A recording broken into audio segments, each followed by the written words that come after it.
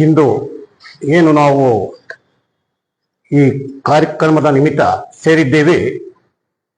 ಬಹಳ ಶೈಲೇಂದ್ರ ಅವರು ಹೇಳಿದಾಗೆ ಬಹಳ ಅರ್ಥಪೂರ್ಣವಾದಂತ ಕಾರ್ಯಕ್ರಮಕ್ಕೆ ಎಲ್ಲರೂ ಸೇರ್ಪಟ್ಟಿದ್ದೇವೆ.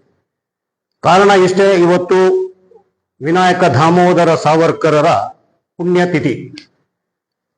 ಅವರು ಕಟ್ಟಿದಂತ ಏನು ಅಖಿಲ ಭಾರತ ಹಿಂದೂ ಮಹಾಸಭಾದಲ್ಲಿ ನಾವೆಲ್ಲ ಕಾರ್ಯ ಮಾಡ್ತಾ ಇದ್ದೀವಿ ಅನ್ನೋದೇ ನಮಗೆ ಬಹಳ ಹೆಮ್ಮೆ ಪಡುವಂತ ವಿಚಾರವಾಗಿದೆ. ಅವರ ತ್ಯಾಗ ಬಲಿದಾನಗಳು ಬರೀ ವಿನಾಯಕ ದಾಮೋದರ ಸಾವರ್ಕರ್ಗೆ ಆಗಲಿಲ್ಲ, ಅದು ಇಡೀ ಕುಟುಂಬ. ನಾರಾಯಣ ಸಾವರ್ಕರ್ ಇರ್ಬೋದು, ಈ ಕಡೆ ಬಂದ ಅಂದ್ರೆ ನಾಥೂರಾಮ್ ಗೋಡ್ಸೆ, ಗೋಪಾಲ್ ಗೋಡ್ಸೆ, ಎಲ್ಲರೂ ನರಕ ಯಾತನೆ ಪಟ್ರು. ಯಾರಿಗೋಸ್ಕರ? ಎಲ್ಲಾ ಹಿಂದೂಗಳು ಒಟ್ಟುಗೂಡಬೇಕು ಅನ್ನೋ ಒಂದು ವಿಚಾರಧಾರೆ ಇಟ್ಕೊಂಡು ನರಕ ಯಾತನೆ ಪಡ್ತಾರೆ.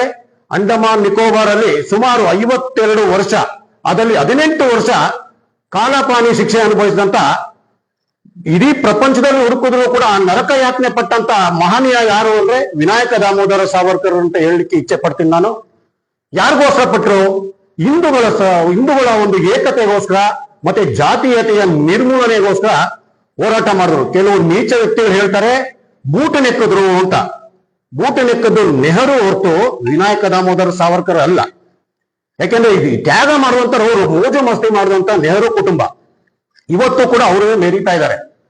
ಇವತ್ತೇನು ಅಖಿಲ ಭಾರತ ಹಿಂದೂ ಮಹಾಸಭಾ ಒಂದು ಕಠಿಣವಾದಂತಹ ನಿರ್ಧಾರ ತಗೋಬೇಕಾಗಿದೆ. ಇವತ್ತು ಇಡೀ ಭಾರತದಲ್ಲಿ ಅಖಂಡ ಹಿಂದೂ ರಾಷ್ಟ್ರ ನಿರ್ಮಾಣ ಮಾಡಬೇಕು ಅನ್ನೋ ಒಂದು ಕಲ್ಪನೆ ಏನಿತ್ತು ಸಾವರ್ಕರ್ಜಿ ಅವರಿಗೆ ಮತ್ತೆ ನಾಥೂರಾಮ್ ಗೋಡ್ಸೆ ಅವರಿಗೆ, ಇವತ್ತು ನಾವು ಪ್ರತಿಜ್ಞೆ ಮಾಡಬೇಕಾಗಿದೆ.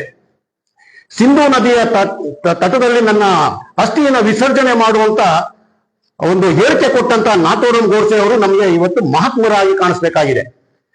ಹಾಗಾಗಿ ನಾವು ಅಖಿಲ ಭಾರತ ಹಿಂದೂ ಮಹಾಸಭಾ ಆ ಒಂದು ಕಠಿಣ ನಿರ್ಧಾರದ ನಡೆಯಲ್ಲಿ ಹೆಜ್ಜೆ ಇಟ್ಟಿದ್ದೇವೆ. ಇವತ್ತು ಸುರೇಂದ್ರ ಜಿ ಅವರು ಮತ್ತೆ ವೆಂಕೋಬ್ ಜಿ, ಈ ಹಲವಾರು ಇದ್ದಾರೆ. ಮತ್ತೆ ತಮ್ಮ ಹೆಸರು ವೆಂಕಟೇಶ್ ಜಿ, ಇವರು ನಿವೃತ್ತ ಪೊಲೀಸ್ ಅಧಿಕಾರಿ. ಅವರು ಬಂದಿರೋದು ನಮಗೆ ಬಹಳ ಒಂದು ಶಕ್ತಿ ಅಂತಾನೆ ಹೇಳಲಿಕ್ಕೆ ಇಚ್ಛೆ ಪಡ್ತೇನೆ.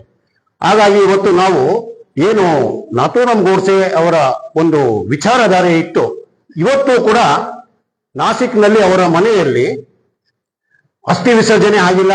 ಅವರ ಒಂದು ವಿಚಾರಧಾರೆ ನೇಣುಗಂಬ ಹೇಳಕ್ ಮುಂಚೆ ಹೇಳ್ತಾರೆ, ನನ್ನ ಅಸ್ಥಿ ವಿಸರ್ಜನೆ ಆಗ್ಬೇಕು ಅಂದ್ರೆ ಅದು ಸಿಂಧು ನದಿ ಯಾವತ್ತು ನನ್ನ ದೇಶಕ್ಕೆ ಮತ್ತೆ ಸೇರ್ಪಡೆ ಆಗತ್ತೆ ಅವತ್ತು ನನ್ನ ಅಸ್ಥಿನ ವಿಸರ್ಜನೆ ಮಾಡಿ ಅಂತ ಹೇಳಿದ್ದಾರೆ. ಆ ನಿಟ್ಟಿನಲ್ಲೂ ಕೂಡ ನಾವು ಅಖಿಲ ಭಾರತ ಹಿಂದೂ ಮಹಾಸಭಾ ಕಠಿಣವಾದಂತಹ ನಿರ್ಧಾರಗಳನ್ನ ಮುಂದಿನ ದಿನಗಳಲ್ಲಿ ಸುರೇಂದ್ರ ಜಿ ಅವರ ನೇತೃತ್ವದಲ್ಲಿ ತಗೊಳ್ಳೋದಿದೆ. ಹಾಗೆ ಹೇಳಿ ನಾನು ನನ್ನ ಮಾತನ್ನು ಮುಗಿಸ್ತಾ ಇದ್ದೀನಿ. ಜೈ ಹಿಂದ್, ಜೈ ಶ್ರೀರಾಮ್.